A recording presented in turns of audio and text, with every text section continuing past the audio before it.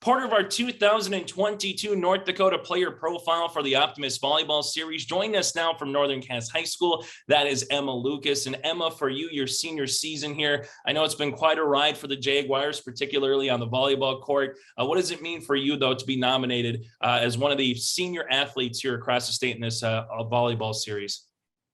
It means so much to me, and just I'm very grateful to be a part of this experience. And again, it means so much to me. And I couldn't be here again without my parents, coaches, and teammates. For pushing me to be the player that I am. So I'm just excited for this experience and excited to play with some of the girls. Is there a particular volleyball memory or two that stands out during your time as a Jaguar? I definitely say the state tournaments. Those are always so fun, being able to play on that kind of stage with my teammates, and just making, so many memories with them off the court and on the court, but also just the region tournaments as well. And I think my senior year for sure definitely felt more surreal than the past ones. So I definitely say those are my favorite moments for sure. You mentioned about state tournaments, and anytime you get to a tournament, you get to see some players from across the state that maybe you don't get to go up against in a normal regular season or non-region games, Emma. So is there a player or two that you're excited to play with on your side for at least a week and a couple of games that maybe you had to go up against a state tournament or just got to kind of see highlights or hear about, across the state of North Dakota? Yeah, I'm playing with one of my future teammates, Danielle Hagler. So I'm definitely excited to play with her. We played at a couple tournaments together this spring. So I'm definitely excited to play with her in this game. But I'm also playing with Nadia, Emily, and Hannah, who I've also played club with in the past. So I'm super excited to play with them all one more time. You mentioned future teammates, so let's just kind of go from there. What is the next step for Emma Lucas? You got your diploma, you got the graduation stuff all taken care of. So what's the next step for you, Emma? I'm going to Valley City State University, and I'm going to play volleyball. So I'm excited about that.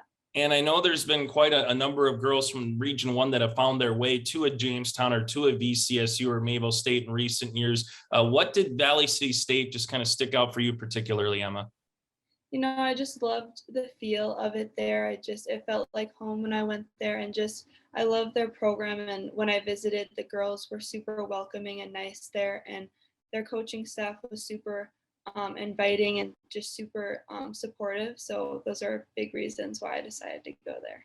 So if you could go back 4 or 5 years ago, or someone's asking you now that's a 13, 14-year-old Emma going, what does it take to be, an all-region type of player, or someone who can find their team getting into a region tournament and try to make state? What do they have to do on and off the court? What would be some words of wisdom, whether it's volleyball or a different sport, for them to try to, reach their goal and get to the level that they want to get to?